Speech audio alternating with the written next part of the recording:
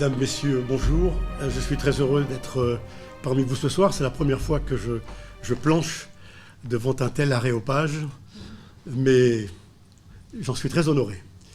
J'appartiens au cercle de réflexion interarmée qui vous est présenté ici. Je précise tout de suite que c'est une entité indépendante qui regroupe un certain nombre d'officiers à la retraite, qui ont quitté le service actif, d'officiers généraux et colonels et quelques civils, et qui a pour but de faire monter certains papiers vers nos décideurs politiques de façon libre, puisque nous ne sommes pas la grande muette, nous n'engageons que nous. Donc ce que je vais vous dire n'engage que ce cercle. Ça n'est pas forcément la parole officielle, ni des armées, ni du ministère de la Défense. Donc nous sommes indépendants vis-à-vis du commandement, comme de tout parti politique. Un petit extrait de mon CV très vite, puisque Madame Dubois en a dit un petit mot. Je suis de l'armée de l'air de 66. J'ai fait une carrière de pilote de chasse qui m'a amené à me poser avec le Normandie-Niemen à Moscou en 77. Pour la première fois depuis la Seconde Guerre mondiale, nous nous sommes posés en pleine Union soviétique au temps de la guerre froide avec 6 Mirages. Je vous passe l'accueil fantastique qu'on a eu, ça c'est autre chose. En 78, nous avons accueilli 6 MiG-23 soviétiques. On est reparti en 79 avec Normandie-Niemen. En 90, je saute de 10 années pour aller vite, commandant de base sur Mirage 2000 nucléaire à Nancy-Ochet, et puis une période à l'état-major des armées où nous traitions de l'UEO et de l'OTAN à Bruxelles. Ensuite, à Vienne pour 5 années, d'abord auprès de l'ambassadeur de France à l'OSCE, et ensuite dans l'OSCE comme fonctionnaire international pour le désarmement de la Yougoslavie et les annexes des accords de Dayton-Paris.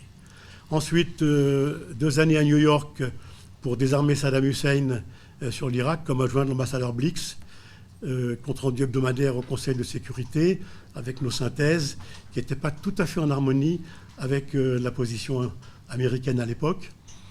De 2002 à 2005, conseiller du chairman à La Haye, de l'organisation d'interdiction des armes chimiques, essentiellement des missions sur les armes chimiques russes, sur les dépôts d'armes chimiques russes, pour détruire toutes les armes, et du côté américain, symétriquement. Le thème auquel s'intéresse le cercle de réflexion interarmée, vous l'avez là. Ce thème est décliné en 3. Nous avons 3 phases. La première a déjà eu lieu. La deuxième, je vous la traite aujourd'hui. Je vous rassure, ça couvrira aussi la première. Donc vous n'avez rien raté. Et la troisième, vers une autonomie stratégique européenne, sortira vers l'automne. Donc en gros, aujourd'hui, je vais faire l'état des lieux de la position de la France dans l'OTAN par rapport à l'évolution de l'OTAN et de la Russie.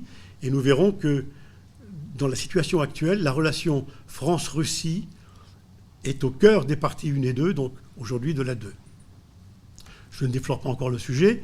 Le sommaire, très rapidement, je ferai un rappel historique des armes nucléaires, des différents accords USA-URSS. Ça n'est pas directement dans le sujet, mais c'est pour planter le tableau, jusqu'aux années 2010 et jusqu'à aujourd'hui. Après, nous verrons l'évolution de la doctrine nucléaire américaine au sein de l'OTAN, donc américano-otanienne. Nous verrons comment ça nous mène vers un certain retour à la guerre froide. Après, nous verrons les évolutions US-OTAN sur les systèmes antimissiles balistiques, donc le contraire, les systèmes de défense. Nous verrons comment ceci aboutit à la construction de l'ennemi russe. Après, nous verrons comment la France, par rapport à l'OTAN, doit sortir du piège. Ça ne veut pas dire sortir de l'OTAN, mon cher camarade. Ça veut dire sortir du piège. Et puis nous verrons comment faire dans la relation France-Russie-OTAN par une redéfinition des rapports, et nous conclurons. J'essaierai de faire assez vite pour que nous puissions amorcer le débat. Bon, l'historique des principaux traités nucléaires, je passe très vite. Le premier, le TNP, c'est toute la planète, sauf 3 États, Inde, Pakistan, Israël. Tous les autres en bleu, c'est déjà maintenant de l'histoire ancienne, 72, 87, 91. Le dernier, 2010, New Start, celui-ci est encore en vigueur. Il remplace tous les autres, oubliez tout le reste. Il est en vigueur jusqu'à l'année prochaine, avec un maximum, donc, en bilatéral USA-Russie, de 800 lanceurs, dont 700 déployés, et 1550 têtes déployées. Vous voyez en face ce que chacun possède, 652 pour les USA, 527 pour la Russie, 1300 pour les USA en tête et 1400 pour la Russie. Mais c'est juste pour brosser le tableau. Donc, situation actuelle des principaux traités. Le seul en vigueur, c'est New Start, comme je le disais, mais il a un avenir incertain. Il s'arrête en février prochain, donc c'est demain. Les négociations sont en cours pour le poursuivre, mais les USA veulent que la Chine y participe, parce que leur crainte, c'est la Chine qui n'est pas partie prenante. La Chine dit d'accord, mais seulement vous avez les uns et les autres quelque chose comme 6000 têtes, dont 1500 déployées. Nous, on en a 300. Donc on veut bien jouer quand vous serez au niveau bas. C'est un argument diplomatique, évidemment. Bon. La Russie, quant à elle, demande simplement la prolongation de l'accord. Le traité FNI, Force nucléaire intermédiaire en Europe, il est mort. C'était celui qui désarmait l'Europe des missiles intermédiaires entre 500 et 5500 km. Bon, c'est terminé. Fin août 2019, les partenaires se sont retirés, États-Unis, Russie. La Russie reprochant à l'OTAN son système de défense antimissile, nous y reviendrons. Et puis la Russie a des problèmes avec les missiles chinois sur sa frontière de l'autre côté. La Chine développe des missiles dans les portées 500-5500, puisqu'elle n'est pas liée au traité.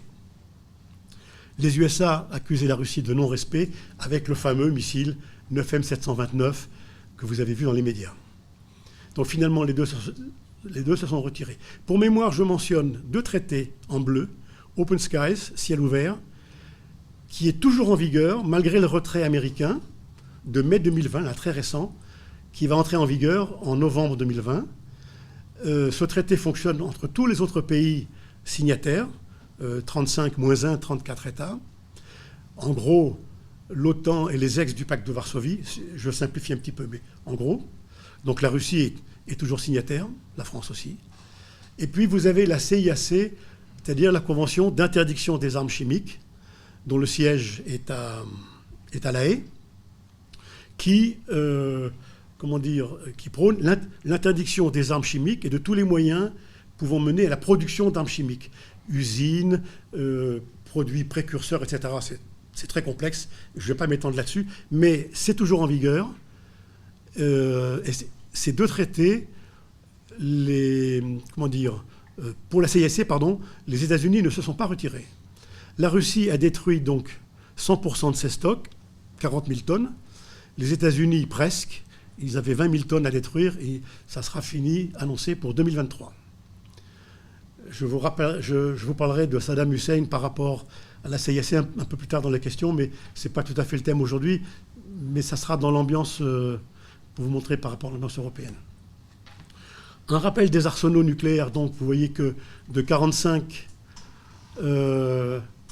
la bombe d'Hiroshima, on est passé par 70 000 têtes nucléaires globalement dans le monde et on est retombé à 15 000, c'est-à-dire 14 000 entre la Russie et les États-Unis et puis 1000 pour les autres États, Chine, France, Inde, Israël, Corée du Nord, Pakistan et Royaume-Uni. 1100. Alors, ça, c'était juste pour brosser le tableau. Maintenant, on va entrer plus dans le cœur du sujet. L'évolution de la doctrine nucléaire américaine dans l'OTAN de 2013 à 2019 en particulier. Il y a toujours eu des exercices OTAN, déjà avant 2013, qui se terminaient avec, sur papier évidemment, avec un engagement nucléaire pour faire jouer les états-majors. Le problème, c'est que ces 7 dernières années, il y a un glissement dans les thèmes des exercices. D'abord, il y a un glissement sémantique pour intégrer directement dans le thème de l'exercice la manœuvre nucléaire, mais ce n'était pas fondamental. Ensuite, il y a un glissement, les exercices étaient dirigés vers le sud, 2013, Steadfast JAS, 2015, et puis en 2015, on bascule vers l'est. Le thème, c'est les petits hommes verts du camp rouge ont attaqué les petits hommes bleus. Comme ça se passe un an après la Crimée, le thème est transparent. En 2016, donc c'est Anaconda. En 2018, même chose, on fait allusion aux ex-SS-20 soviétiques. Et puis en 2019, l'état-major américain publie un document, le JP 372,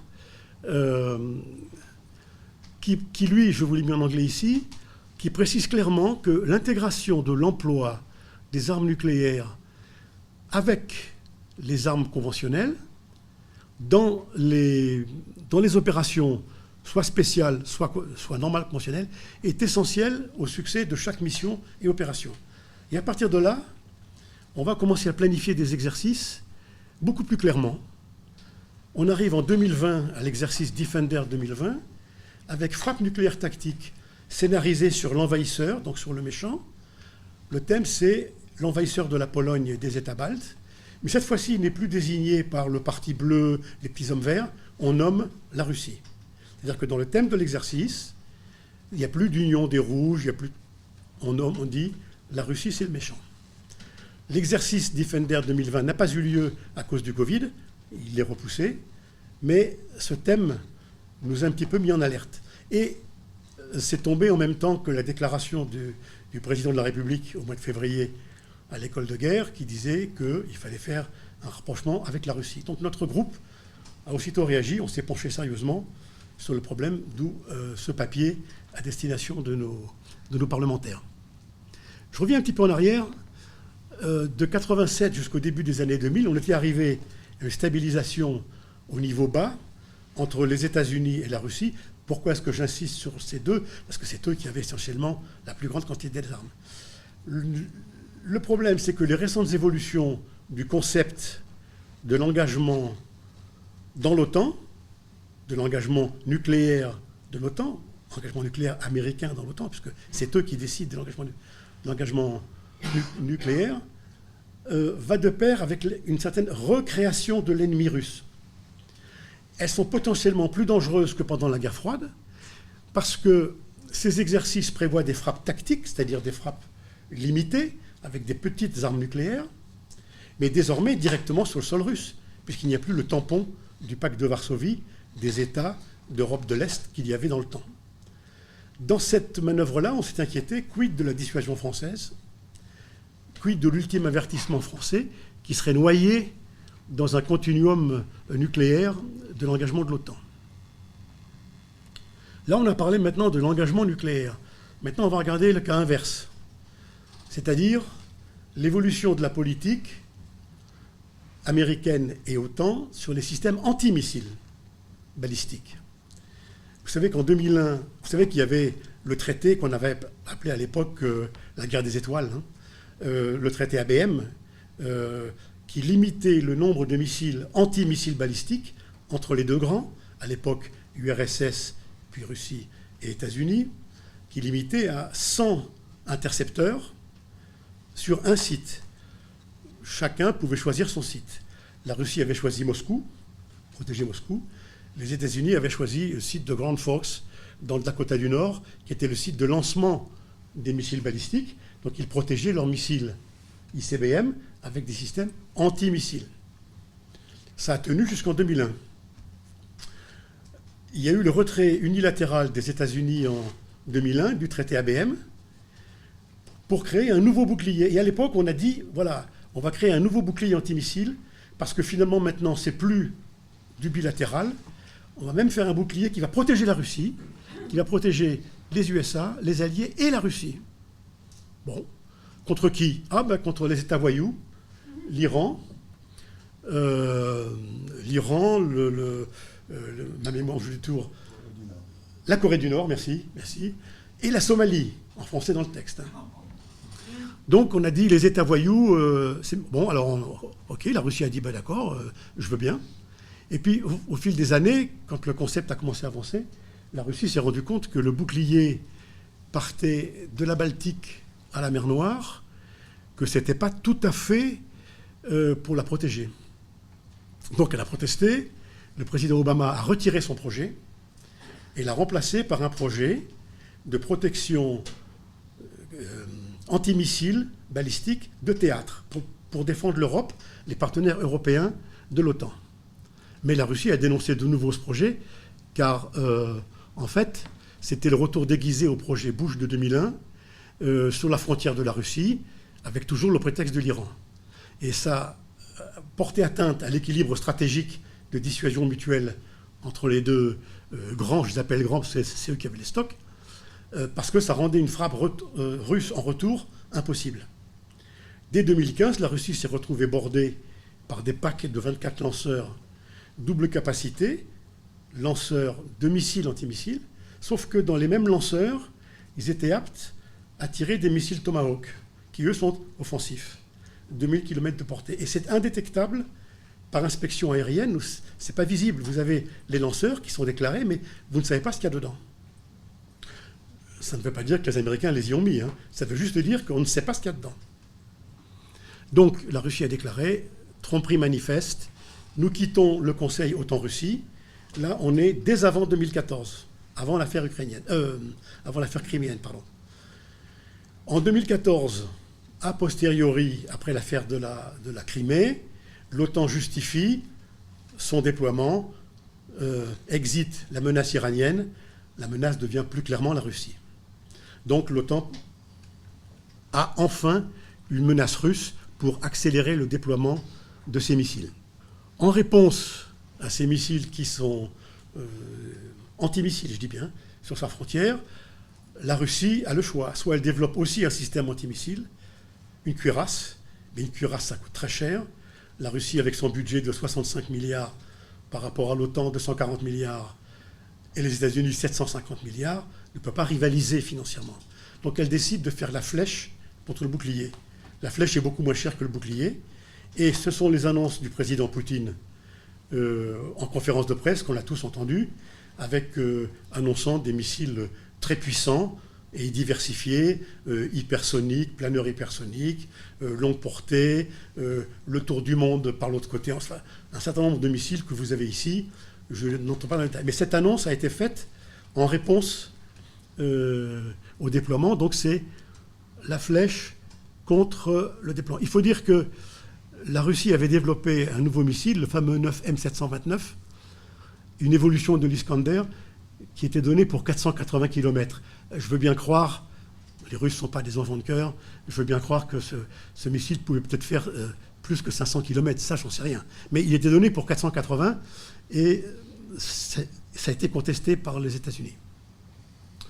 Donc voilà, en résumé, si vous voulez, j'étais assez vite, mais et j'ai un peu schématisé, mais on arrive aujourd'hui à la construction de l'ennemi russe. Pression sur sa dissuasion, puisqu'elle ne peut pas être sûre qu'elle va pouvoir garder intacts ses missiles, perception d'encerclement, et donc le cycle provocation-réaction est amorcé, avec un risque de renucléarisation de l'Europe, puisqu'il n'y a plus le traité INF. Il y a donc, on risque la rupture de l'équilibre bas qui avait été négocié et obtenu depuis 1987, c'est-à-dire l'équilibre nucléaire bas, avec un danger de remonter vers un équilibre haut. Il faut surtout noter que dans le nouveau concept, maintenant, les frappes dites tactiques mini-nucléaires sont directement sur le sol russe. De même que les Russes, effectivement, pourraient taper directement sur le sol européen. La seule chose, c'est que la clé nucléaire, les décisions d'engagement nucléaire sont américaines. Autrement dit, l'engagement nucléaire est décidé à Washington sur la Russie, puisqu'il n'y a plus de glacis. Et la Russie va répondre sur l'Europe. Donc on a une escalade nucléaire assurée. La France, au milieu de tout ça, dit « mais quid de mon concept d'ultime avertissement ?» Puisque moi, j'ai une dissuasion qui est une arme de non-emploi, enfin, c'est pas le bon terme, mais une arme de dissuasion. Et si un ennemi éventuel me menace trop et que je ne peux plus faire, je lui fais un ultime avertissement. Frappe unique, non renouvelable, pour lui dire « attention, j'en peux plus, si tu continues, j'envoie ma dissuasion ». Mais comment peut-on faire une frappe unique mélangée dans une escalade nucléaire que nous ne pilotons pas? Quant à l'Europe, est-ce qu'il faut accepter une nouvelle guerre froide? Est-ce qu'il faut accepter de devenir un champ de bataille nucléaire? La question est posée. On arrive donc à la position de la France par rapport à l'OTAN, que j'ai baptisé le piège, c'est un peu provocateur. Mais ce concept US, par le biais de l'OTAN, du continuum conventionnel nucléaire, est en opposition totale avec notre dissuasion. On l'a dit, l'ultimatisme. Cette contradiction est renforcée dès le temps de paix par l'intégration de cette bataille nucléaire dans les exercices et par la désignation de l'ennemi. De même, il y a un changement de nature du déploiement du rideau antimissile, du moins un changement de perception de nature par la Russie qui dit vous allez protéger le champ de bataille européen, c'est donc bien que vous voulez faire du nucléaire sur la Russie, que vous envisagez. Bon. Donc ce rideau auquel la France participe, elle se trouve un petit peu gênée aux entournures, parce qu'au départ, ce n'était pas ça. Donc on prépare à froid le futur champ de bataille, tactique, mais pour la Russie, il y a une perception beaucoup plus stratégique, parce que c'est sur son sol. En gros, le pilotage de l'escalade est US de facto, mais la riposte de la Russie est sur l'Europe. Ce que disait, je ne sais plus quel Américain avec beaucoup d'humour, les Américains font la cuisine, les Européens font la vaisselle. La France doit, d'une façon ou d'une autre, refuser d'être entraînée dans ce processus qui lui échappe et refuser la création artificielle de l'ennemi russe. Je crois que c'est ça surtout. Donc pour sortir de ce piège, pour préserver notre libre arbitre, nos intérêts vitaux, préserver l'indépendance totale de son engagement nucléaire, elle doit convaincre ses partenaires européens, ça c'est sûr, elle doit les convaincre que l'enchaînement de leurs engagements pris au sein de l'OTAN, car les armes nucléaires de l'OTAN sont déployées dans certains pays européens, puisque certains sont obligés d'acheter des avions américains pour porter la bombe M61 pour être compatibles. Et que ça entraînera une bataille nucléaire sur l'Europe. Il faut les convaincre que la Russie n'est pas l'ennemi de l'Europe. Vaste tâche, aurait dit De Gaulle. Donc il faut s'opposer à la politique OTAN-US qui est suicidaire pour l'Europe. Une fois que j'ai dit ça, je ne sais pas comment faire parce que ce n'est pas facile. Ce que nous allons définir, ce que nous voyons aujourd'hui, on ne sait pas comment sera l'architecture de demain. Mais nous pensons que tout commence par faire bouger un peu l'OTAN. C'est-à-dire lui montrer, et ça on ne peut le faire qu'en bilatéral, en étant dans l'OTAN, mais en bilatéral avec la Russie, rien ne nous empêche de traiter avec la Russie. Nous devrons stopper la participation à tout exercice qui impliquerait, comme ça a été fait pour l'exercice 2020, qui impliquerait nommément l'ennemi russe qu'on va traiter au nucléaire. Il faut refuser la bataille nucléaire de l'avant, faire la pédagogie auprès de nos amis de l'OTAN, donc refuser l'escalade. Alors, comment le faire? C'est pas facile parce que nous sommes dans l'OTAN. Nous pensons qu'une action franco-allemande, là c'est plutôt vis-à-vis de l'Union européenne, mais aussi en OTAN, il faut viser l'arrêt des sanctions envers la Russie et puis le soutien à Nord Stream 2. C'est une parenthèse économique, mais c'est par ce biais de Nord Stream que nous pouvons ancrer les Allemands un petit peu à notre démarche. Il faut réactualiser le document de Vienne sur les mesures de confiance et de sécurité 2011 en intensifiant des visites. Ce document prévoit des visites. Chaque pays signataire est obligé d'accepter des visites d'inspection des autres pays, dont la Russie, dont la France, etc. Dans ce document, les États-Unis y sont toujours présents. Chaque pays a le droit de faire des visites, un certain nombre par an. Il y a des quotas, mais personne n'empêche un pays volontairement d'inviter un État sur son sol, étant entendu que l'autre va l'inviter chez lui. Donc il faut créer une espèce de mouvement de transparence, inviter les Russes sur visiter telle base, telle unité, c'est la transparence, sans même qu'on soit mis en demeure. Exiger d'eux qu'ils nous invitent. Évidemment, s'ils ne jouent pas la réciproque, ça ne durera pas longtemps. Utiliser le traité ciel ouvert. Les Américains s'en sont retirés, ça n'a pas d'importance. Les pays européens sont tous dedans, la Russie est dedans. On peut survoler des bases aériennes, on peut survoler des sites. Je peux vous dire que j'ai fait une mission ciel ouvert dans un Antonov ukrainien pour aller vérifier le port de Sébastopol, qui à l'époque était l'enclave russe en Ukraine. On a fait des photos des bâtiments russes d'une précision extraordinaire. On n'a jamais eu le moindre problème. Bon, c'est vraiment... Et inversement, les Russes sont venus en France faire des missions sur nos bases. C'est la transparence totale. Il faut l'intensifier. Et ne pas le laisser mourir parce que les États-Unis s'en sont retirés.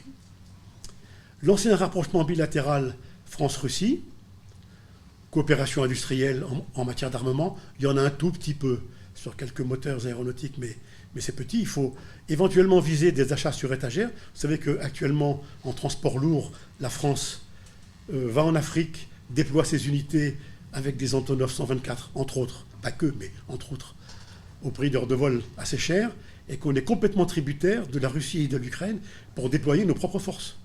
Bon, peut-être on pourrait envisager à l'avenir une vraie coopération, acheter sur étagère, ou développer en commun un avion. C'est pas simple, mais ça crée des liens, ça crée des visites d'unités, ça crée des échanges de techniciens, ça crée la confiance.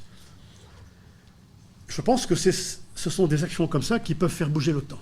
Et je conclus très rapidement, nous l'avons dit, donc des nouveaux rapports France-Russie en bilatéral, ça va déranger, ça va beaucoup déranger, mais il faut déranger pour faire bouger un petit peu les lignes. Donc éviter, mais là je ne fais que reprendre ce que je vous ai dit, et ne plus être dans la contradiction, enrayer le cycle mortifère, faire prendre conscience à nos partenaires de l'Union européenne, en particulier ceux de l'Est, du danger d'enchaînement dans lequel ils ont mis le doigt, œuvrer au changement de cap du mammouth otanien, restaurer la confiance UE-Russie, OTAN-Russie, par le biais de la France-Russie, renforcer le multilatéral, OSCE, etc., afin d'espérer aller un jour vers une véritable autonomie stratégique européenne. Que sera cette autonomie? Je suis incapable de vous le dire aujourd'hui. Il faut d'abord briser le carcan et ensuite bâtir quelque chose. Mais on ne fera pas une Europe en paix sans la Russie. On la fera avec la Russie.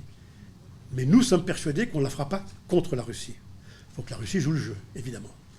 Et pour terminer, une petite note d'humour, parce qu'on est trop sérieux. Voilà, il y a des russophones parmi vous? Bon, voilà. Les savoirs indispensables dans l'armée, et ça vient de la délégation russe à Vienne. Dans l'armée, chacun, jusqu'à lieutenant, doit savoir absolument faire tout le travail indépendamment. Le capitaine doit savoir organiser le travail. Le major commandant, doit savoir ce qui se passe et où ça se passe. Le lieutenant-colonel doit savoir de lui-même trouver sur le papier... Le lieutenant-colonel doit savoir poser des questions. Le colonel doit savoir trouver tout seul sur le papier à quel endroit il faut signer. Et le général doit savoir tout seul signer là où on lui dit.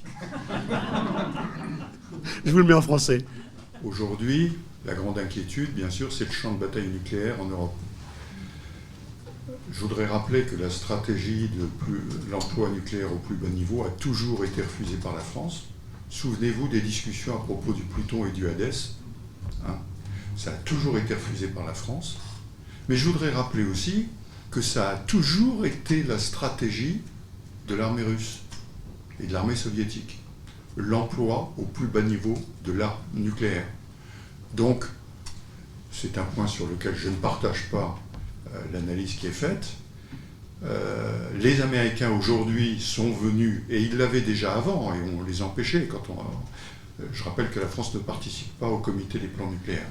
Elle refuse de participer puisque la stratégie nucléaire française est autonome et ne dépend pas de l'OTAN, au passage.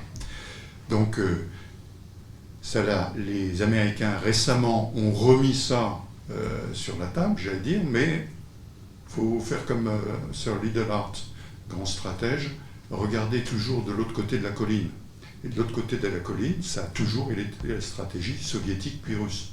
Donc, si vous voulez, lorsqu'on parle de l'OTAN, et Dieu sait si je ne suis pas un grand fanat, et on va y venir un peu après, jusqu'en 2014, l'OTAN se cherchait l'ennemi à droite et à gauche.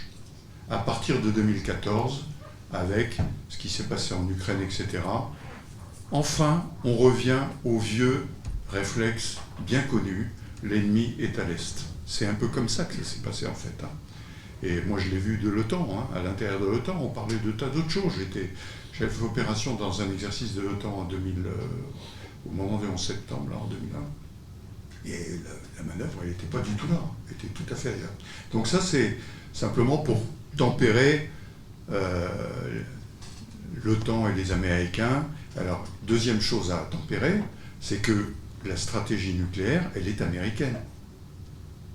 Elle n'est pas otanienne. Les documents JP Publication 2019, il faut aller jusqu'au bout de la validation de ces documents. Et là, on a quelque chose à dire, parce que la France en fait partie. Donc elle peut discuter. Dernier point, avant de le livrer aux questions, parce que c'est ça qui est intéressant en fait. Le dernier point, j'ai été un fervent supporter du fait que la France rejoigne l'OTAN, pour deux raisons. La première, nous participions à toutes les opérations de l'OTAN, Afghanistan, partout. Et on n'était pas dans le commandement. Donc on avait des difficultés pour arriver à bien manœuvrer les choses à l'intérieur de l'OTAN. Donc il fallait rentrer. Ensuite, la transformation, puisque c'est le commandement de la transformation que nous avons, un général de l'armée de l'air qui est à Norfolk, ça permet de regarder vers l'avant et d'influer sur la transformation. Mais surtout, mon point essentiel, j'étais responsable, je ne vous ai pas fait mon CV, mais quand j'étais à l'état-major des armées, j'étais responsable de la coopération de l'Atlantique à l'Asie centrale, où j'avais tous les attachés de défense européens. Je voudrais rappeler que tous les pays européens de l'Est, quand le mur est tombé, ils n'ont eu qu'une idée, rejoindre l'OTAN. Après, on rejoint l'Union européenne, éventuellement. Et quand j'ai discuté avec mes camarades polonais, tchèques, etc., ils disaient, mais attendez, on a été occupé par l'Union soviétique pendant des années. Et donc, aujourd'hui, la place de la France dans l'OTAN, ça lui permet de dire, écoutez, on est comme vous, mais on va vous amener ailleurs. Parce que lorsque vous discutiez, à l'époque où on n'était pas dans le système intégré de l'OTAN, discutiez avec des Européens, ils vous disaient, on ne vous écoute même pas. On connaît votre vieux truc, là, français, c'est l'UE contre l'OTAN, et donc ça ne va jamais y arriver, on ne va jamais y arriver. Donc nous, on est pour l'OTAN, parce que l'OTAN nous protège, parce qu'on a été occupé par l'Union soviétique. Et quand on est dedans, on leur dit pas du tout. Nous, on est dans l'OTAN, mais on est capable de dire non. J'ai participé à des exercices, dans des accords de Weimar entre la Pologne, la France et l'Allemagne, et je voyais les Polonais qui étaient toujours garde à vous, qui disaient « dites-nous comment on dit, et puis on fait ». Je disais « mais maintenant vous êtes membre de l'OTAN, vous avez la parole, vous pouvez parler, vous n'êtes pas là pour obéir, vous êtes là pour participer et construire quelque chose ensemble ». Donc je crois que notre position là-dedans est essentielle, et j'en viens in fine à la position de la France vis-à-vis de la Russie. Je sais qu'il y a des ambassadeurs dans la salle, donc ils n'en voudront pas de parler de diplomatie, mais le président Macron n'arrête pas de dire « travaillons avec la Russie », n'arrête pas de vouloir établir des relations avec la Russie. Et j'interviens ici dans un cercle franco-russe, j'interviens régulièrement sur RT, sur Sputnik, et je conclus toujours en disant « mais qu'est-ce que vous faites, vous ? Nous, on fait beaucoup de choses. Vous, bougez un peu. » Le président Macron a fait inviter un des premiers, le président Poutine. Il est allé à Saint-Pétersbourg lors du sommet. Il l'a fait venir à Brégançon. Et où est-ce qu'on va? Donc, il faut que cette... Et je peux vous dire que c'est dans le domaine militaire, c'est suivi de bas en haut. La ministre de la Défense rencontre le ministre de la Défense russe. Le chef d'état-major français rencontre le chef d'état-major russe. Donc, tous ces liens sont établis. Ils me disent, c'est compliqué, ça ne bouge pas beaucoup de l'autre côté. Donc il faut impérativement que cette relation, elle soit dans les deux sens, et pas uniquement dans le sens que la France, qui je crois aujourd'hui, mais écoutez, même le président de la République l'a même exprimé devant les ambassadeurs français, en disant qu'il y avait toujours un mouvement, je ne me souviens plus quel terme était utilisé, l'État profond qui était contre la Russie. Et donc il l'a dit à ses ambassadeurs en disant « changez de logiciel ». Donc je crois qu'on fait vraiment beaucoup.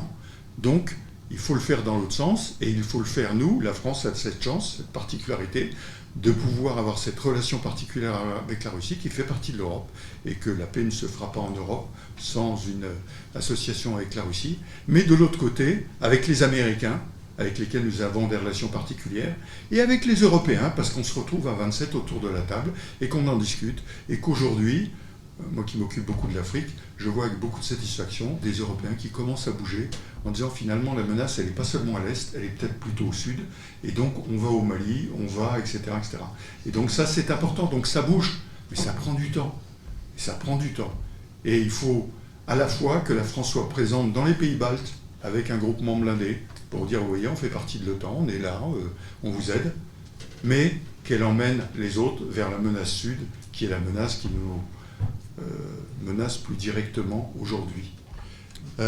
Lorsqu'il y a eu, vous vous souvenez, les problèmes en Ukraine, à l'époque, beaucoup de gens ont dit « Ah oui, mais ça, c'est la première phase, et ils vont venir, et vous allez voir, et vous allez voir. » Et je me souviens très bien, le directeur du renseignement militaire de l'époque, le général Gomard, avait choqué, mais il avait dit, sur les antennes d'ailleurs, il avait dit « Écoutez, moi, chef du renseignement militaire français, j'ai regardé, je peux vous dire que l'armée russe n'est pas en train de se préparer pour envahir l'Europe. C'est pas vrai. » Donc, ça s'arrête là, dans le hard.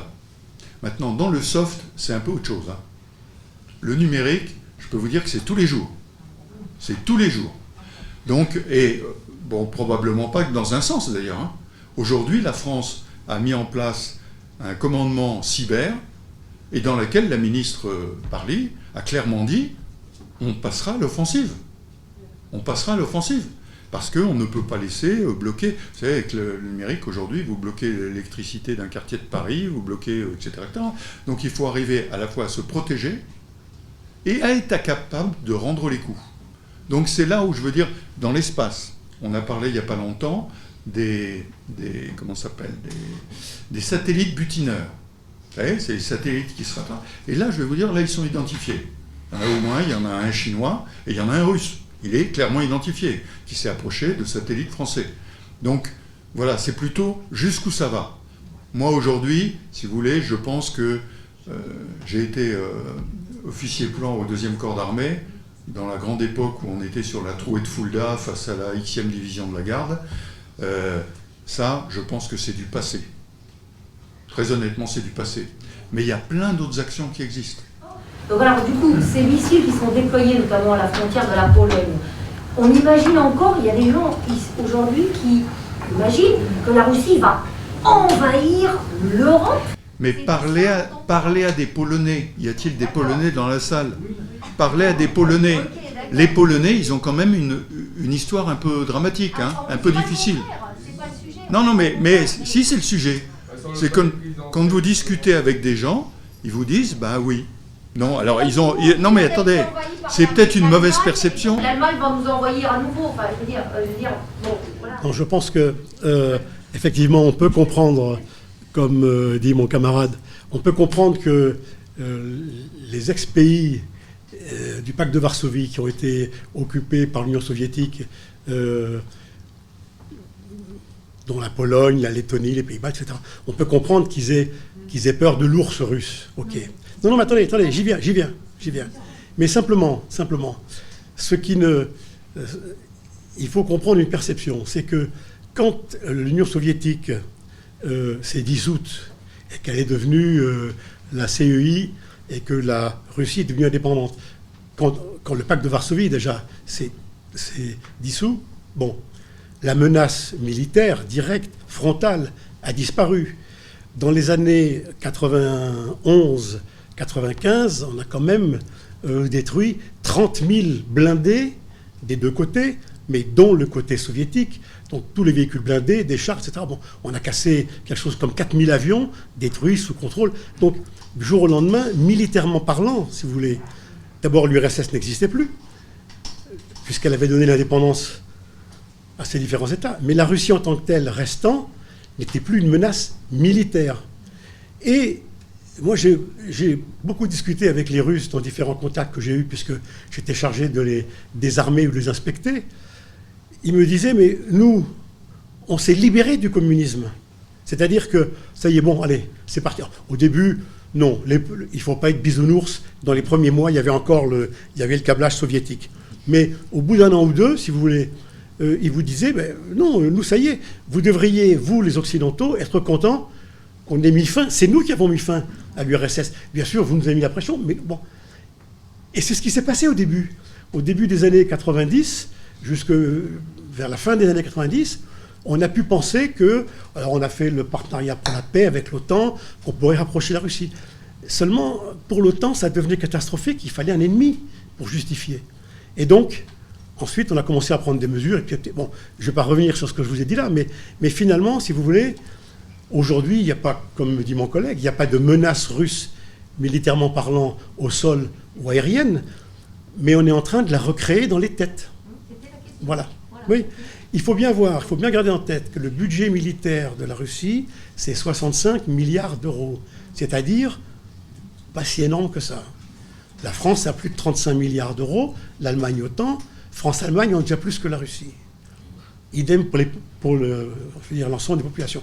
Mais l'OTAN, 240 milliards, sans les États-Unis. On arrive à 1000 milliards. Il faut qu'on m'explique où est la menace. Donc voilà, je réponds à votre question. C'était ma question. Voilà. Mais ça n'empêche pas ce qu'a dit mon collègue. Alors, s'agissant de la Géorgie, le problème, malheureusement, a été réglé, c'est réglé par la guerre.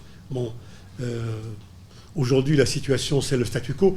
Il faut dire, malheureusement, ce n'est pas l'honneur du multilatéralisme. Là, je vais un peu dans votre sens. L'OSCE n'a pas été très efficace sur le dossier de l'Ossétie du Sud et sur l'Abkhazie. La Géorgie s'est impatientée, se sentant soutenue par les Occidentaux, ou se croyant soutenue.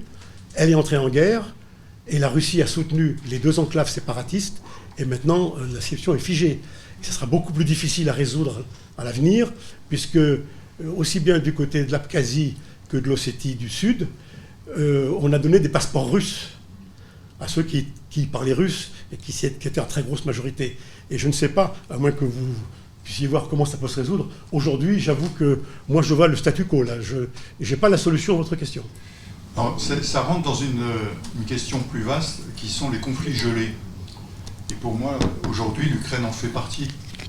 C'est-à-dire que globalement, sur des zones un peu critiques pour la Russie a installé des glacis dans lesquels elle éloigne le contact qu'elle peut avoir avec l'Europe en particulier, parce que je voudrais rappeler que le conflit en Ukraine, et vous parliez de la Géorgie, qui ont demandé toutes les deux à rejoindre l'OTAN, la France et l'Allemagne se sont opposées. Donc, si vous voulez, il y a des positions fermes quand même là-dessus. Et donc, d'une certaine façon, quand vous parlez du multilatéralisme, il y a un multilatéralisme là de faiblesse qui a laissé ces zones de conflit en conflit gelé, qui restent des glacis et qui empêchent en fait les contacts. Voilà ce que je pense. Moi, je prends votre première question sur les zones.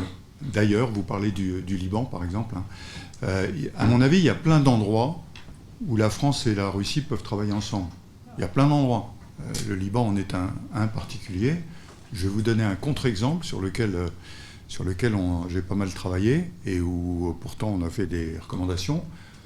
En Afrique, en République centrafricaine, par exemple, il y a eu une action, hostile, russe, en République centrafricaine. J'ai toujours dit que c'était de la faute de la France parce qu'elle a laissé la place. Donc la nature a horreur du vide, la Russie est rentrée. Mais là où ça ne peut pas continuer, c'est quand on continue à faire des campagnes de presse permanentes. Et là, il faut un peu siffler la fin de la récréation et dire on s'arrête, quoi. Qui est Wagner qui était envoyé là-bas, qui exploite une mine d'or, donc il paye directement et qui va assassiner trois journalistes en République centrafricaine, 3 journalistes russes, c'est absolument scandaleux. Donc, si vous voulez, je répète toujours la même chose. Je crois que la France fait beaucoup de choses. Il faudrait que la Russie avance et fasse des efforts. Il faudrait qu'elle fasse des efforts. Le nouvel ambassadeur de France qui vient de partir en Centrafrique m'a dit, premier ambassadeur que j'ai rencontré, c'est l'ambassadeur russe. Je vais parler avec lui, évidemment. Pourquoi est-ce que ça ne se passe pas toujours dans l'autre sens? Vous avez raison sur le Liban, un pays que je connais bien. Il y a une communauté de points de vue de la part... c'est amusant d'ailleurs dans des pays laïques comme le nôtre, hein, entre les chrétiens libanais, maronites, etc., et les orthodoxes russes, les orthodoxes, liés à la Russie. Mais donc, il y a des intérêts à pouvoir travailler ensemble pour que ce pays puisse continuer à être le havre de paix qui ne l'est plus, mais dans lequel les chrétiens parlent aux musulmans, parce que c'était un peu ça, le Liban. C'est pour ça qu'il a été créé il y a un siècle. Donc voilà. Et là, vous avez raison, il y a des choses à faire. Mais je répète, dans ce cas-là, le président Poutine, il appelle le président Macron et il lui dit Emmanuel, j'ai une bonne idée, on va travailler ensemble sur le Liban. Eh bien ça, j'attends. Donnez-moi un téléphone. Voilà. Sur le sujet en question, là, c'est un sujet très important. Moi, à mon avis, alors là, notre ami, le président Poutine, doit se frotter les mains. Parce qu'il voit la Turquie, membre de l'OTAN, qui fait des ennuis à un autre camarade de l'OTAN, qui est la Grèce et Chypre. Et donc, tout le monde doit s'amuser. Enfin, il doit s'amuser à Moscou. En plus, si vous voulez, il a vendu des S-400 à la Turquie. Du coup, les Américains ont dû arrêter les F-35, parce que sinon, évidemment, les S-400 auraient pu être renseignés sur ce qui se passait. Donc là, on s'amuse beaucoup. Moi, je note un truc très intéressant que j'ai observé dans la dernière évolution. Vous avez vu que le bateau turc est rentré au port. Bon, je ne parierai pas dessus, mais vous savez que le sommet européen, c'est le 24. Donc je pense qu'il pourrait ressortir du port le 26. Vous voyez ce que je veux dire. Bon, mais en tout cas, quelque chose de très intéressant, c'est paru dans la presse allemande, qui est bien informée sur la Turquie, vous connaissez les liens avec les immigrés, c'est que la marine turque a refusé d'exécuter les ordres donnés par Erdogan d'aller à la confrontation armée avec des bateaux grecs. Et ça veut dire quoi? Ça veut dire que l'armée turque, finalement, l'OTAN, elle trouve que c'est pas mal. Et qu'elle n'a pas envie que l'OTAN explose. Et que donc, elle ne va quand même pas aller jusqu'à couler un bateau grec, parce que là, l'OTAN aurait quand même beaucoup de mal. Donc ça c'est le point sur le lien entre la Turquie. Monsieur Erdogan, on sort un peu de notre sujet, mais il fait ça pour une seule chose. Il a besoin de gagner les élections, il est en train de les perdre. Il a perdu Ankara, il a perdu Istanbul, il veut rallier l'électorat nationaliste autour de lui pour arriver, dont Sainte-Sophie, la Méditerranée, la Libye. En Libye aussi, il est en train de perdre petit à petit, alors qu'il avait une belle victoire militaire au passage, avec là, face à lui, Wagner. Donc c'est compliqué tout ça. Donc il y a des intérêts. Si vous voulez, la Russie trouve génial que la Turquie, qui est le rideau sud de l'OTAN, c'est comme ça qu'on l'appelait, branle un peu dans le manche et passe du côté sombre de la force, enfin de l'autre côté. Donc ça l'intéresse. Vous voyez, c'est mais je pense que là aussi, puisqu'on a parlé de l'Europe à la fin, à la conclusion, notre conclusion à tous les deux, l'Europe est en train de réaliser qu'elle a besoin de prendre, parce que l'Europe l'a jamais eu, la France l'a eu, l'Allemagne l'a eu, l'Angleterre l'a eu, des instruments de puissance, que sont la diplomatie, l'armée, l'économie, et d'arrêter de se faire... et là, on en vient à la Chine. L'Europe, c'est simple, il y a les Chinois, il y a les Américains, les Russes, sur le plan économique, pardonnez-moi, ça ne représente pas grand-chose. Donc, l'Europe, elle doit exister, parce que sinon, on va être bouffé. Et on va être bouffé soit par les Américains, soit par les Chinois. Et donc, on doit reprendre tous les instruments que sont la diplomatie, c'est Mme Merkel qui est aux manches actuellement, puisqu'elle est présidente de l'Union européenne, l'économie, écoutons ce soir, en ce moment, je crois, la présidente de la Commission est en train d'intervenir, donc écoutons son discours, je crois qu'elle revient beaucoup sur ces points-là, et la défense, pour la première fois, l'Union européenne a un budget défense. Il y a 3 ans, c'était mission impossible, c'était de la philosophie. Moi, je faisais des exportations en Afrique. Quand on disait des fonds européens, ah ben oui, mais c'est kaki ou c'est pas kaki? Si c'est kaki, on ne peut pas. C'en était là. Aujourd'hui, il y a 7 milliards sur le prochain budget dédié à la défense. Donc je crois que tout ça, ça progresse. Et on doit travailler avec tous ceux qui nous entourent et donc en discuter, mais en discuter en position de force. Voilà. Oui. Bon, votre question, c'était comment est-ce que la Russie va réagir si on lui refait le coup d'Euromaïdan. Ouais. Bon, la Russie a appris. Ce qui s'est passé en Ukraine ne se repassera probablement pas en Biélorussie. Je pense que, d'abord, c'est pas concevable pour la Russie de laisser la Biélorussie basculer à l'ouest, d'autant plus qu'il y a des accords de défense très, très intimes entre les deux pays, donc c'est pas comme ça. Et puis, pour l'instant, pour autant que je sache, la Biélorussie n'a pas l'intention d'aller aussi loin du tout. L'esprit n'est pas le même que ce qui s'était passé à l'époque de la destitution forcée de Yanukovych. Donc on n'en est pas là. Simplement, il faut espérer que le président Loukachenko saura gérer en finesse la crise et que les Occidentaux ne vont pas, sous le manteau, agacer pour que ça pourrisse trop. Ce qui est évidemment la carte à jouer quand on veut séparer. On joue le pourrissement, on sort un petit coup de droit de l'homme, et puis on dit, et les Russes vont risquent de réagir fort, on dit, oh les méchants. Donc ça, il faut absolument éviter. Je pense que le président Poutine est assez fin stratège pour jouer sur la ligne de crête et ne pas laisser la situation dégénérer en Biélorussie. Voilà. Il ne peut pas se le permettre. Alors, les investissements de l'OTAN, c'est très simple, si vous voulez. L'OTAN, le président Trump demande aux Européens, leur dira, attention, vous n'investissez pas assez dans votre défense, le danger est à vos portes, il faut investir, sous-entendu, acheter américain. Donc, alors, il y a la pression politique, et puis il y a la pression technique, c'est-à-dire qu'on va utiliser le fait de certains standards techniques. Je pense à la bombe M61, qui est une bombe nucléaire tout à fait vieillotte déjà, mais elle existe, qui est déployée dans certains pays de l'OTAN, dont l'Allemagne par exemple, et qui nécessite certains avions pour être compatibles. Donc les pays de l'OTAN concernés, s'ils veulent assurer la mission nucléaire de l'OTAN, être des bons petits compatibles, doivent acheter américains. C'est pour ça que l'Allemagne a acheté 45 F-18 pour faire la jonction avec le futur projet européen SCAF, franco-allemand, mais européen, disons. Elle a acheté 45 F-18 pour faire la jonction, pour être capable d'assurer la mission nucléaire de l'OTAN. De vous à moi, cette mission nucléaire, je suis pilote, de porter une bombe sous l'avion, je souhaite bonne chance au pilote, il n'a aucune chance d'arriver à son objectif. C'est une bombe qu'il faut larguer à la main et qui s'en va tomber toute seule. Je crois que les Russes doivent rigoler parce que ça ne passe pas.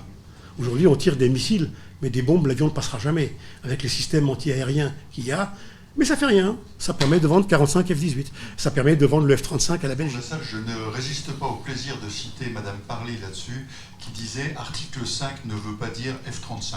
Oui, très bon, très juste. D'accord, je vois ce que vous voulez dire. Est-ce que dans l'affaire Navalny, comment va se comporter l'OTAN ? Je n'en sais rien. Oui, je n'en sais rien. Ce que je sais simplement, c'est que le simple bon sens implique de se méfier un petit peu. Si vous voulez, quand je vois nos journalistes et la presse écrite ou orale en France dire « le Novichok a été fait par la Russie, Navalny a été empoisonné par le Novichok, donc c'est la Russie, donc c'est Poutine ». Ça s'appelle un syllogisme. Bon, c'est un petit peu simple, et en fait, le Novichok, fabriqué dans les années 80, est en documentation ouverte depuis 91. Toute la planète sait produire du Novichok, ne s'en prive pas, ne serait-ce que pour lutter contre. Il faut bien produire le produit pour produire l'antidote. Donc tous les labos du monde entier savent ce qu'est le Novichok. Je devrais dire les Novichok, parce que c'est toute une famille. Donc ce syllogisme est un petit peu faible. Moi, je ne sais pas qui a fait le coup. Je me garderais bien de m'avancer. Voilà. Oui, non, mais ça, c'est le sujet nucléaire français, comme vous le savez, c'est toujours une autonomie, hein, depuis qu'on l'a, depuis le départ. Je ne pense pas que quelque chose soit écrit là-dessus. D'abord parce que quand vous l'écrivez, vous le désignez. C'est comme la ligne à partir de laquelle vous allez tirer. Hein. On ne peut pas la donner, sinon la dissuasion ne fonctionne pas. Qui oserait imaginer qu'aujourd'hui, si l'Allemagne était attaquée comme au bon vieux temps, auquel je ne crois pas aujourd'hui, hein, mais si l'Allemagne était attaquée, la France ne se mettrait pas tout de suite en position de défendre l'Allemagne. C'est impensable. D'accord ? Donc je crois que c'est là-dessus. Donc c'est des langages comme ça qui sont avancés. Maintenant, je crois qu'il n'y aura pas une ligne, il n'y aura pas quelque chose qui permettra l'emploi de l'arme nucléaire française si la frontière allemande est franchie. Hein. Non, mais alors là, on en revient au sujet du poids des États-Unis, parce que les États-Unis n'arrêtent pas de dire qu'ils sont là pour défendre l'Europe, d'accord ? Mais en fait, sur le plan nucléaire, on sait très bien aujourd'hui qu'il est fort probable que les Américains n'utiliseraient pas l'arme nucléaire si l'Europe était attaquée. Parce qu'ils ne veulent pas, bien sûr. Ils vous répètent, quand j'ai été beaucoup aux États-Unis, ils vous répètent beaucoup qu'ils sont venus 2 fois. Donc ça va, les Européens, vous réglez vos problèmes. Donc j'y crois pas trop. Donc les Européens, on en revient au problème des Européens dans l'OTAN et de la position de la France dans l'OTAN. En étant à l'intérieur, la France peut avoir force de conviction pour convaincre les Européens. En étant à l'extérieur, c'est plus compliqué. Et dans ce cas-là, dans le cas que vous venez de citer, la France a une arme fantastique, c'est l'arme nucléaire. Elle vous dit, mais attendez, ça peut vous servir aussi à vous. Comptez pas seulement sur les Américains qui ne viendront pas. On est là. Mais évidemment que c'est une arme de non-emploi, comme on le disait, l'arme nucléaire. Donc c'est la menace, on fait peur, mais on espère bien ne jamais avoir à s'en servir. En 1988, non pas 88, pardon, 98, il y a eu des discussions entre la France et l'Allemagne, et la France a proposé officieusement, a proposé aux Allemands, pour sanctuariser le territoire, de déployer des... Non, c'était en 88, pardon, c'était l'époque du pacte de Varsovie. De déployer des Mirage 2000 avec l'arme nucléaire sur 1 ou 2 bases allemandes. Les Allemands ont dit on va réfléchir, et puis au bout de quelques semaines, ils ont dit non, les écolos sont contre, pas de nucléaire, pas de français. En réalité, ils ne voulaient pas d'armes nucléaires françaises en Allemagne, mais ils ont accepté, bien sûr, les armes nucléaires américaines. Donc, si vous voulez, ça va un petit peu à l'encontre de ce que vous disiez, mais les Allemands sont partagés. Voilà. Et il faut dire aussi que pour l'Allemagne, c'est difficile d'admettre que le vaincu de 40 se mette à les protéger aujourd'hui. Vous savez, il y a un vieux fond. Moi, j'ai la famille allemande. Bon, ils nous aiment bien, mais l'histoire est là quand même. La France n'a pas vaincu l'Allemagne toute seule, je veux dire. Il a fallu l'aide des Américains, l'aide des Russes, qui ont payé très cher. Il a fallu beaucoup de monde pour vaincre l'Allemagne. Donc se faire protéger par la petite France qui était vaincue en 40, ça agace. Voilà. Et pour en venir au nucléaire aussi, un autre petit détail. Du temps du pacte de Varsovie et du temps donc de la guerre froide, il faut bien se remettre en mémoire que les troupes du pacte étaient en Tchécoslovaquie, dans le saillant de Thuringe, étaient à même pas 300 km de la frontière française. À l'époque, le concept nucléaire français était le concept de frappe pré-stratégique. Il y a eu ultime avertissement et pré-stratégique. C'est-à-dire que la France était prête, si elle était bousculée, si elle était aux abois, à tirer pour couvrir son territoire national. Certes, ce n'était pas la grande puissance nucléaire américaine, mais ça suffisait à gêner. J'ai eu beaucoup de discussions avec des officiers russes qui étaient soviétiques, mais qui des années après étaient des officiers de la Fédération de Russie avec qui on traitait des armements dans les années 2000, et qui m'ont dit, mais vous les Français, vous nous agaciez, parce que votre décision était autonome, et vous risquiez d'être le pétard, d'être la mèche qui mettait le feu au nucléaire. Et donc c'était crédible. Ça va dans le sens de ce que vous disiez, c'était très crédible, parce qu'on était imprévisible. Et donc tous les gros moyens de l'OTAN disaient, pourvu que la France ne fasse pas... Voilà. Je crois que la France donne beaucoup de signes et parfois elle se trompe. Et sur la Syrie, je suis tout à fait d'accord avec vous.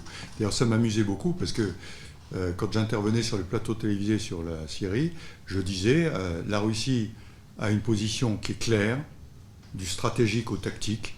Elle a dit si Bachar el-Assad se bat, c'est la chienlit, pour reprendre l'expression du général.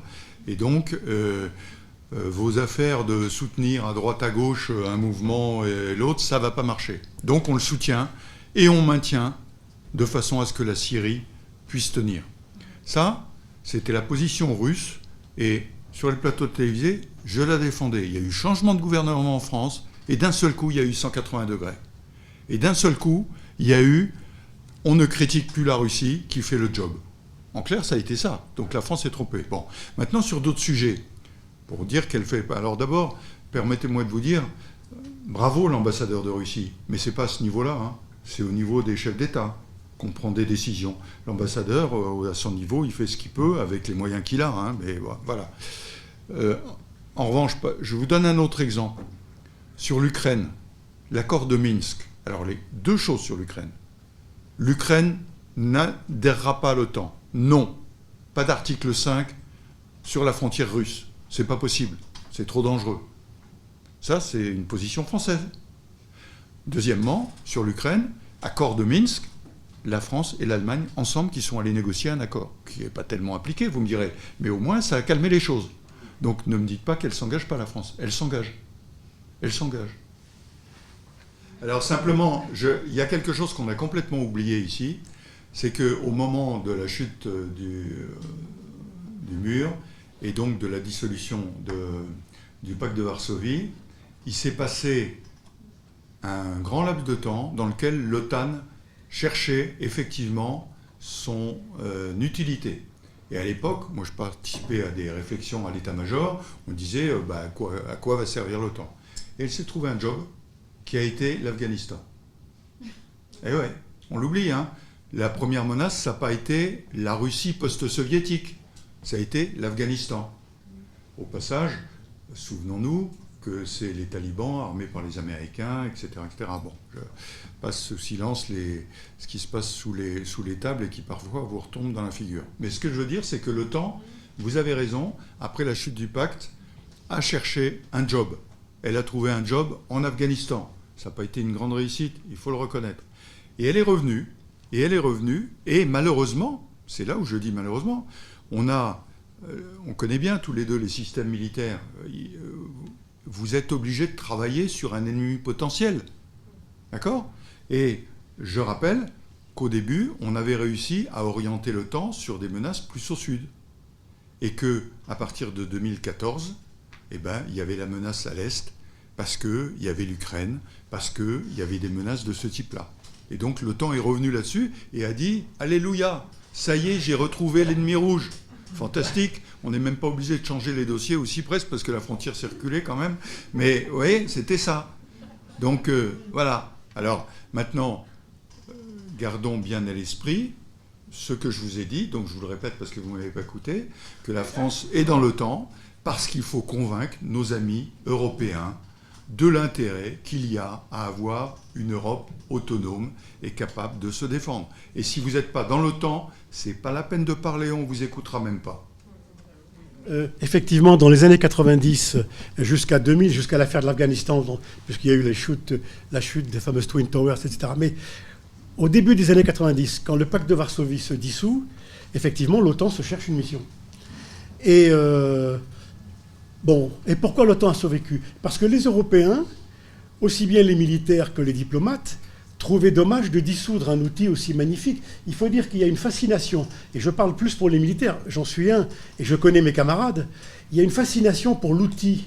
L'OTAN était une belle machine, surtout du temps de la guerre froide, parfaitement rodée contre un ennemi, et l'OTAN, il y a du matériel, il y a de l'argent, c'est une belle machine, les Américains sont là, ils nous protègent, ils payent une bonne partie du fardeau, on va pouvoir tirer les dividendes de la paix. Souvenez-vous, c'était l'époque où chacun voulait tirer la couverture financière à soi. On s'est dit, on ne va surtout pas casser la machine, on va garder l'OTAN. Mais on ne s'est pas rendu compte, enfin du moins, on s'en rendait compte si on voulait, mais on n'a pas voulu se rendre compte qu'à préserver un outil pour un outil, on a oublié de réfléchir à quoi servait l'outil. Et le résultat, c'est que cet outil a eu besoin de chercher une auto-justification. Il lui fallait un ennemi, et, comme ça vous a été dit. Et c'est tellement bien quand l'ennemi revient à la Russie, ouf, ça y est, on y est. Et c'est ça le piège. Mais c'était l'outil, la fascination de l'outil. Je caricature, bien sûr. Non, mon collègue a raison. Si vous voulez, bien sûr, mais si on sort de l'OTAN, aujourd'hui, on n'est pas crédible vis-à-vis de nos camarades de l'OTAN. Et seul, on ne peut rien faire. Il faut se rapprocher de la Russie en étant dedans pour, j'allais dire, faire un peu vibrer l'OTAN, faire choquer un peu la bête endormie. Il faut la réveiller. Mais de l'extérieur, il a raison. On ne la réveillera pas. On sera marginalisé. On lui dira, écoutez, les Français, vous êtes toujours à part. Allez, bon, allez-y. Non. Il faut se rapprocher de la Russie. Il faut faire des gestes forts envers la Russie pour que nos partenaires de l'OTAN bougent, pour les convaincre, comme on a dit. Mais de l'extérieur, je ne pense pas qu'on y arrive. Là, nous sommes d'accord. Un outil de défense est fait pour protéger un espace, pour protéger des citoyens, c'est le but d'origine, et donc s'adresse par rapport à une menace. Je disais que la menace était à l'Est. Elle a été à l'Est pendant 50 ans après la guerre, et elle revient à l'Est aujourd'hui, dans l'esprit de l'OTAN. Les Européens, souvenez-vous, nous sommes engagés au Mali, nous, depuis combien 5 ans maintenant 7 hein non, 7 ans, 7 ans. Oh là là, le temps passe. Depuis 7 ans. Et au début, il n'y avait aucun Européen.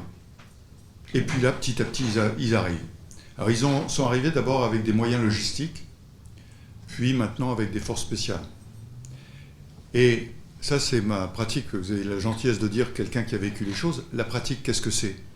Dans l'état-major du pays, ils vont recevoir tous les jours des comptes rendus qui vont leur raconter ce qui se passe sur le terrain. Et là, petit à petit, ils vont infuser sur ce que c'est que cette menace. Alors que s'ils n'ont pas de soldats, ils l'ont pas. Ils ont des télégrammes diplomatiques de gens qui leur racontent ce qui se passe ici ou là-bas, mais ils n'ont pas. Là, ils vont avoir le commandant d'unité tchèque qui va rendre compte à Prague de ce qu'il fait et de la menace. Et donc, ça va infuser. Donc, malheureusement, je pense, ça ne s'est pas fait en un jour pour beaucoup de choses, hein. Eh bien, malheureusement, ça va prendre du temps. Mais je vois les gens bouger petit à petit. À l'état-major des armées, vous avez des officiers de liaison de tous ces états-majors qui participent tous les matins au briefing, qui savent ce qui se passe, qui rendent compte à leur capitale. Vous voyez, tout ça, ça infuse, mais ça va prendre du temps. Et je répète, c'est pas en disant, bon, bah, l'OTAN n'est pas impliqué là-dedans, parce que l'OTAN n'est pas impliqué hein, dans le Sud, au Mali, etc. Il y a les Américains, bien sûr, mais il n'y a pas l'OTAN. Donc, et ça, vous avez beaucoup de pays dans lesquels impliquer l'OTAN en Afrique, vous savez qu'il y a un Africacom, mais c'est un commandement américain. Mais l'OTAN, c'est quasiment impossible de l'impliquer là-dedans. Donc, l'OTAN ne va pas être impliqué là-dedans. Et donc, les Européens, petit à petit, vont comprendre que, OK, les Français, d'ailleurs, ils ne nous laissent pas tomber parce qu'ils envoient des avions en Lituanie, ils envoient un groupement blindé en Estonie ou en Pologne, et ça, on fait des manœuvres là, hein, c'est intéressant d'ailleurs, hein. Mais la vraie menace, elle est au sud, et là, c'est eux qui sont en tête, c'est eux qui nous emmènent, et c'est eux qui nous montrent quelle est la vraie menace aujourd'hui contre l'Europe. La Méditerranée, c'est notre frontière sud, et donc il faut s'y intéresser, avec bien sûr Maghreb, Marrakech, mais surtout subsaharien. Et donc ça c'est important. S'il y a un califat secret là, bon, on a déjà eu un peu chaud quand c'était en Syrie et en Irak, s'il se crée là, avec la Libye, je peux vous dire qu'ils sont chez nous, quasiment. Donc tant qu'ils combattent là-bas, et honneur à nos glorieux soldats qui combattent là-bas, parce que tant qu'ils combattent là-bas, ils n'ont pas besoin de combattre chez nous. Bonjour, je m'appelle Antoine Tekoneni, attaché de presse à l'ambassade de Russie. Ouais. Vous avez dit, monsieur, que c'est la Russie qui devrait faire les efforts, ouais. Et c'est que c'est la Russie qui ne les fait pas. Et que c'est pas Qui ne les fait pas. Elle ne les fait pas. Mais en fait, il y a un an, monsieur Le Drian et madame Parly ont été invités à Moscou pour les pourparlers en format 2+2. Et donc, madame Parly, en revenant de Moscou, qu'est-ce qu'il dit à ses militaires? C'était le lendemain de son retour à Paris. Et dit, la Russie est notre menace principale. Elle l'a dit officiellement. Donc c'est pas... Donc c'est... Qui donc sabote... Attendez, laissez-moi terminer. Cette année, en septembre, pour le 14 septembre, une même rencontre était prévue, cette fois à Paris. Donc, elle a été annulée par qui? Par la France, sous prétexte de l'affaire Navalny, évidemment. Mais même avant ça, au début septembre, il y avait un conseil au niveau des conseillers de ministres, donc un conseil préparatoire, qui a été également annulé par la partie française, sous prétexte des affaires biélorussiennes. Donc, qui fait des efforts finalement, et qui les sabote? C'est ça la question. Merci. Bon, organiser une réunion, ça ne me paraît pas un effort, hein. Au passage, organiser une réunion ne me paraît pas un effort. Il faut des gestes concrets. Il faut des gestes concrets. Alors, vous me parlez de la réunion là-bas. Moi, je vous parle de quelque chose que je connais très bien. La Centrafrique, par exemple. Aucun effort. Aucun effort. On continue à former, à payer des journalistes. Vous êtes journaliste, à payer des journalistes en Centrafrique qui sont payés de façon à dire du mal de la France en Centrafrique. Donc voilà ce que j'appelle des trucs concrets. Vous parlez de l'affaire Navalny. Comment ? C'est exactement pareil. La France fait la même chose contre les... La France, elle paye des journalistes russes en Russie pour dire du mal ? Non, ça, je ne connais pas. Bon. Non, mais ce que je veux dire, c'est des gestes concrets. Vous avez raison. Des réunions qui sont... aboutir à quelque chose de concret si on se rencontre pas. Non, mais ça, vous avez raison. Vous avez raison. Il y arrive des choses comme l'affaire Navalny, par exemple, dont on a parlé. Moi, j'ai décortiqué auprès de mon camarade tout à l'heure ce qu'a dit le président Macron là-dessus. Il a parlé d'un incident qui est arrivé en Russie et sur lequel la Russie doit fournir des éléments d'enquête. Il n'a jamais accusé M. Poutine, le gouvernement russe, etc. Il a dit, c'est un incident qui est arrivé en Russie, on veut des éléments sur l'enquête. Voilà. Alors, mais ceci étant, en attendant, eh ben, on ne se parle pas trop. C'est vrai. Oui, vous avez raison. Il y a des incidents comme ça qui font que les volontés de se parler sont arrêtées par des incidents. Voilà. Si vous voulez, dans ces affaires-là, il n'y a pas d'enfant de cœur. Aucun pays n'est un enfant de cœur, c'est évident. Je pense qu'il faut voir les choses de façon beaucoup plus stratégique, beaucoup plus globale, si vous voulez. L'Europe en tant que telle, et la France en particulier, n'ont strictement aucun intérêt à avoir une Russie hostile. Globalement, je veux dire. Ça n'empêche pas que la Russie fasse des coups. Tout le monde en fait. Bon. Mais l'Europe n'a pas intérêt à avoir une Russie hostile. Bon.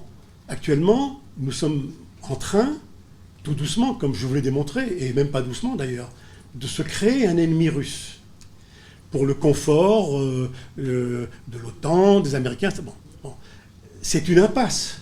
Il n'y aura pas de paix en Europe avec un ennemi russe à nos frontières. Bon. Donc ça, c'est le problème général.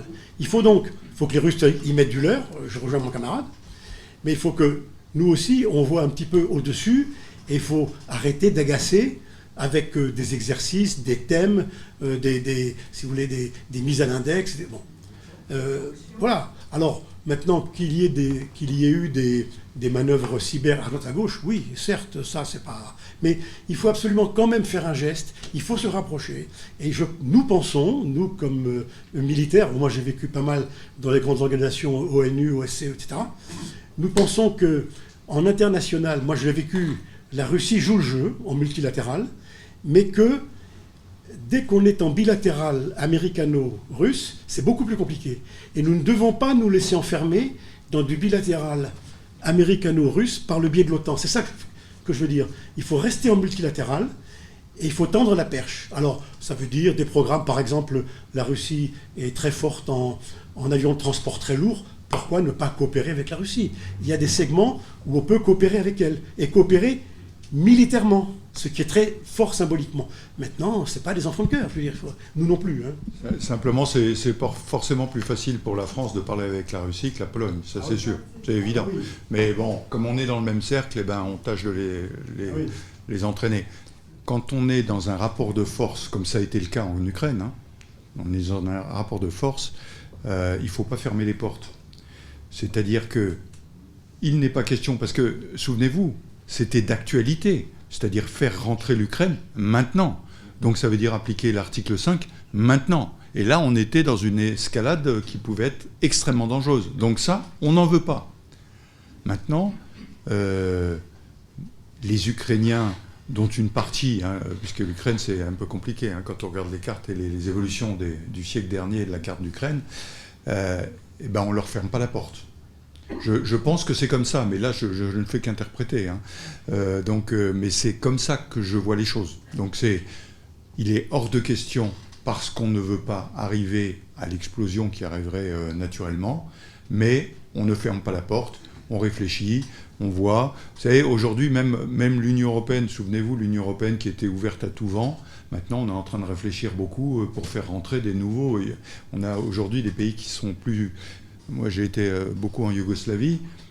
Je pense que la guerre de Yougoslavie, dans les années 90-95, c'est parce que l'Europe n'était pas prête à accueillir des pays comme ça. Si l'Europe avait été prête, ils ne voulaient que ça, rentrer dans l'Europe. Et en fait, aujourd'hui, il y en a quelques-uns qui y sont, d'autres qui n'y sont pas. Donc voilà, c'est un peu la réponse qui est absolument pas une science exacte. Là, je vais vous répondre à titre personnel. ça n'est plus le cercle.